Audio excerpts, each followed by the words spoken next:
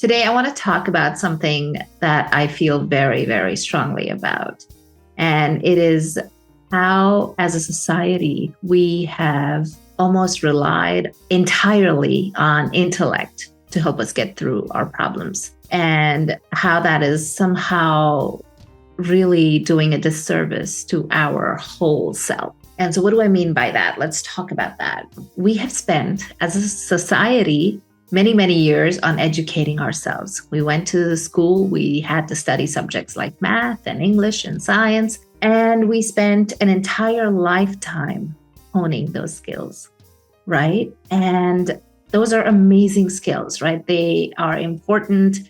They help us, have skills and abilities that help us get jobs and pay our bills and succeed in life. So I'm not saying that intellect is wrong. What I'm trying to say is that we need to also take into account our emotional intelligence, right? And we need to pay more attention to our emotional growth and our ability to handle and process and understand our emotions.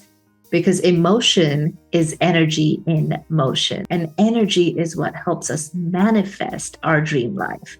And so if we don't understand our emotions, if we don't process them, if we don't give them space to grow and release, then we are not going to be able to break free of the things that hold us back. So we are a product of our conditioning, and our conditioning has taught us to intellectualize everything, right? And while that is an amazing ability, we need to also pay attention to the missing piece, which is emotional growth.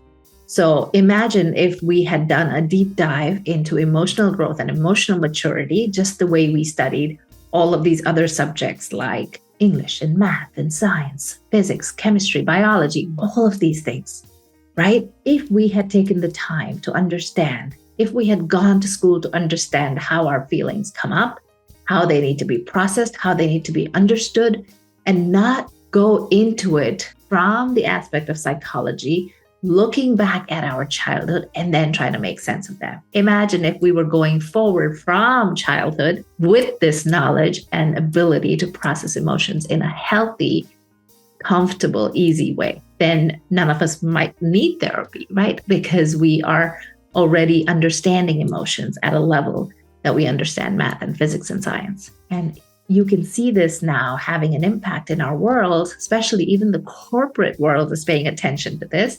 And we are now hearing about skills like empathy and vulnerability and self-awareness and things like that. And those are coming up because we're realizing that true leaders have emotional maturity that most people don't. Or the people who struggle to reach leadership positions are the ones that don't have that emotional maturity to be self-aware, to have empathy for others, to be able to regulate their own emotions in a healthy and balanced way. And this is why you see this huge rise in coaches and intuitives and how they're all coming up to help each other process those emotions that were so conditioned to bury under the rug.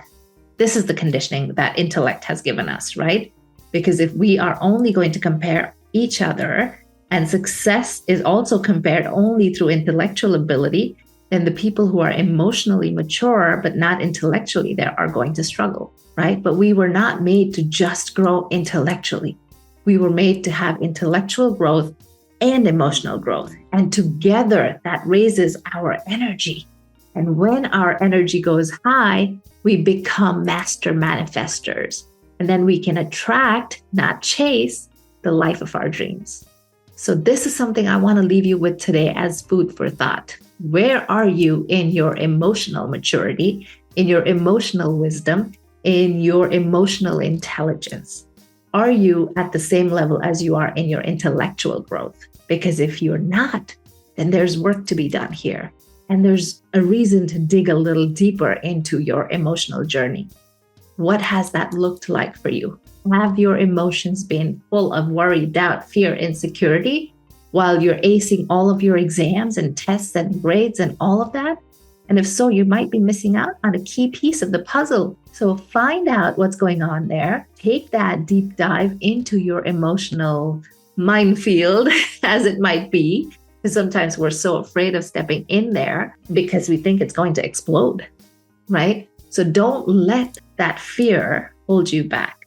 Because I promise you, when you dig a little deeper and go through those emotions and allow yourself to feel and process them, you will then be able to release a lot of that. And as a result of that release, you will be able to elevate your energy, and your energy will then dictate the kind of life you manifest for yourself. So I hope this episode inspires you to dig a little deeper into your mindset, understand the emotions that are holding you back or pushing you forward, and just study them. Study them like you've studied other subjects. Learn about them like you're interested in learning about other topics. And spend some time there, either alone or with the help of someone like me or a coach or a therapist, and see what comes up, because you will give yourself the gift of being a full, whole human being with intellect and emotions, so you can raise your energy and get higher and higher and attract the life of your dreams. All right. Thank you for listening. Go do the work, and I will see you next time.